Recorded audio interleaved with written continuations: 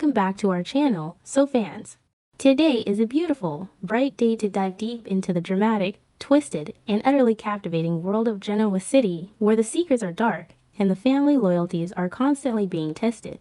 Grab a cup of coffee, settle into your favorite chair, and let us unpack the latest explosive developments together. Imagine waking up, reaching out for the person you love most in the world, and finding nothing but cold, empty sheets and a deafening silence that screams danger.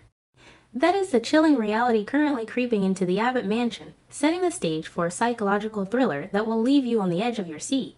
The sudden, inexplicable disappearance of Diane Jenkins Abbott is sending shockwaves through Genoa City, and the ticking clock of her absence is about to push her family to the absolute brink of sanity. It all starts with Kyle Abbott, the unsung hero of the Abbott family who always seems to be the one picking up the pieces of his parents' chaotic lives. Kyle is a perceptive young man, and his internal alarm bells are ringing at full volume. He walks into Javo, expecting to see his mother, but her office is completely empty. He checks her suite at the Genoa City Athletic Club, only to find that her bed hasn't been slept in 4 days. For a woman as meticulously scheduled and fiercely protective of her corporate standing as Diane, this radio silence is not just unusual. It is a massive, flashing red warning sign.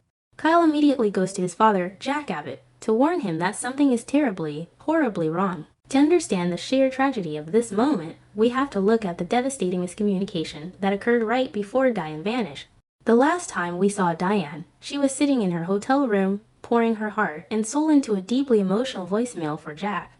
She was lowering her defenses, offering an olive branch, and expressing a desperate hope that they could sit down, talk face to face, and give their fractured marriage one more try. But Jack never mentioned that voicemail. Why? Because in a cruel twist of fate, he never received it. He has been walking around completely oblivious to the fact that his wife reached out to him in her most vulnerable moment. While Diane was waiting for a call back that would never come, her mind began to play terrifying tricks on her. She suffered a horrific, vivid nightmare that felt all too real. In this terrifying dreamscape, she watched helplessly as Jack moved on with none other than Patty Williams, the very woman who has haunted the Abbott family for decades. Diane woke up in a cold sweat, her heart pounding, feeling entirely abandoned. Because Jack never replied to her unheard voicemail, it is entirely possible that Diane interpreted his silence as a cold, callous rejection. Did this perceived heartbreak push her to pack her bags, flee Genoa City, and isolate herself from the pain? Or is there a much darker, far more sinister explanation lurking in the shadows? We cannot ignore the very real possibility that Patty Williams has struck again. Patty is a wild card, a woman whose obsession with Jack Abbott knows absolutely no bounds. Once Kyle points out that Diane has practically vanished off the face of the earth, it will not take long for Jack's mind to connect the dots. The sheer panic that will wash over Jack when he realizes that his dangerous game of psychological warfare might have inadvertently put a target on his wife's back will be palpable. He is going to inevitably point the finger at Patty, accusing her of kidnapping Diane to clear her own path to the Abbott patriarch. Honestly, my personal commentary on the Abbott family right now is a mix of deep sympathy and sheer frustration. Kyle is the only one thinking clearly, acting as the mature adult while his parents spin out of control. Jack has been incredibly foolish, playing with fire by even associating with Patty Williams, believing he could control a woman who is fundamentally uncontrollable. And Diane, my heart breaks for her.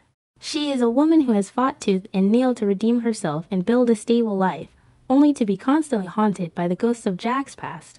Whether she ran away out of a broken heart or was dragged away by a psychopath, Diane is a tragic victim of circumstances largely created by the man she loves. Speaking of Patty Williams, she is about to get a harsh, unfiltered reality check from someone who knows a thing or two about surviving in Genoa City, Phyllis Summers. Phyllis is currently navigating her own massive legal nightmares, but she takes the time to corner Patty and deliver a blistering history lesson. Phyllis looks Patty dead in the eye and tries to teach her exactly how the world works. She warns Patty that her delusional goal of reuniting with Jack is a guaranteed failure.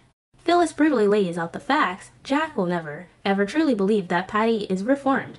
The trauma she has inflicted on him and his family is a permanent stain that no amount of therapy or sweet talking can ever wash away. Phyllis does not stop there. She tells Patty that it isn't just Jack who doubts her, it is the entire town. The residents of Genoa City will always view Patty as a ticking time bomb, a psychopath waiting to explode. Phyllis strongly advises Patty to pack her bags and leave town immediately if she knows what is good for her.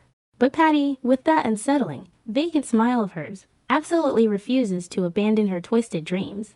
She is not leaving Genoa City, which means her reign of chaotic terror is far from over. Looking at this dynamic, I have to say that Phyllis confronting Patty is a masterclass in soap opera tension. Phyllis is arrogant, fierce, and projecting some of her own desperation onto Patty. She knows what it feels like to be the town pariah, but she also knows she is fundamentally different from Patty.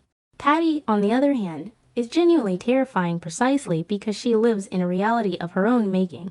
You cannot reason with someone who does not share your basic understanding of truth and consequence. Patty's refusal to leave guarantees that the collateral damage in Genoa City is only going to multiply. Meanwhile, across town, the Newman family is dealing with a life-or-death crisis of their own. Following Nick Newman's horrifying drug overdose right in the middle of Phyllis's office, the family has been pushed to their absolute emotional limits. Seeing your child, no matter how old they are, collapse and nearly die from a fentanyl-laced opiate overdose is a trauma that changes a parent forever. Victor and Nikki Newman, despite their recent marital strife and constant bickering, realize that they have to drop their weapons and unite for the sake of their son. Victor and Nikki stage a powerful, heart-wrenching intervention. They corner Nick, stripping away all of his excuses, his denials, and his pride. They force him to look at the cold, hard reality. He almost died on the office floor.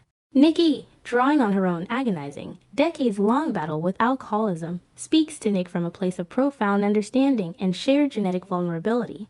Victor, dropping his ruthless billionaire facade, speaks from the raw, desperate fear of a father who almost had to bury his son.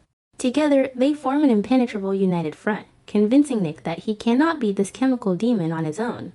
He needs to start professional rehab immediately and commit to the grueling work of getting his life back on track. My honest take on the Newman family dynamic here is one of deep admiration. Nick's descent into addiction has been a dark, gritty, and incredibly realistic portrayal of how quickly pain management can spiral into a life-threatening dependency.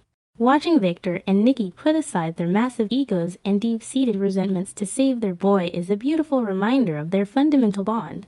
They are flawed people, but their love for their children is the one undeniable truth of their existence. Nick finally accepting their help is a massive turning point, but the road to recovery is going to be brutal. But Nick's journey to healing hits a massive, incredibly awkward roadblock. In a bizarre twist of fate, Victor's security team has managed to capture Matt Clark and is currently holding him captive in the private gym at the Newman Ranch. Matt, suffering from genuine amnesia, has no recollection of the monster he used to be. Nick, fresh off his near-death experience, demands to confront the man who has tortured him and Sharon for years. When Nick walks into that gym, the tension is thick enough to cut with a knife. Here is where the story takes a wild, psychological turn. Despite Nick's burning desire to unleash years of pent-up rage and physical vengeance upon Matt, he is faced with a shocking reality. In a twisted turn of events surrounding Nick's recent peril, Matt's actions, whether intentional or a byproduct of his blank slate state, somehow contributed to saving Nick's life. Nick finds himself standing face-to-face with his ultimate abuser, a man who looks completely lost and genuinely apologetic for sins he cannot even remember committing. Nick is forced into the most agonizingly awkward situation imaginable. He has to look Matt Clark in the eye and utter a begrudging thank you for saving his life, while his blood absolutely boils with the residual hatred of 1,000 past wrongs. How do you thank the devil for pulling you out of the fire? Nick is grappling with the urge to destroy Matt and the confusing moral obligation of gratitude. Matt, staring back with confused, innocent eyes, absorbs Nick's complex fury without truly understanding the depth of the pain he caused. This confrontation is pure cinematic gold. Nick is a man trying to cleanse his soul of drugs and anger, only to have his ultimate trigger locked in his father's gym. Matt's amnesia makes him a fascinating, unpredictable wild card. Is he truly a reformed blank slate, or is the monster just dormant, waiting for a trigger to awaken? I feel for Nick in this moment. It is a psychological torture chamber designed to test his newfound commitment to sobriety and peace. So, what will happen next in this explosive saga? I predict that Jack and Kyle will frantically tear Genoa City apart looking for Diane. They will ultimately trace her disappearance back to a trap meticulously set by Patty Williams, leading to a high-stakes rescue mission that will force Jack to finally see Patty for the lethal threat she is. As for Nick, his time in rehab will be rocky, and the lingering presence of Matt Clark at the ranch will constantly threaten his sobriety. I believe Matt's memories will begin to return in terrifying, fragmented flashes, and when he finally remembers who he is, the Newman family will have a deadly predator living right inside their own gates. This is the kind of storytelling that keeps us glued to our screens, reminding us that in Genoa City, the past never truly stays buried, and salvation often comes from the most unlikely of places. What do you think about Jack's obliviousness? And do you believe Matt Clark is truly a changed man, or just a ticking time bomb waiting to explode? Drop your thoughts, theories, and wildest predictions in the comments below, and don't forget to share this article with your fellow soap-loving friends so we can all obsess over the drama together.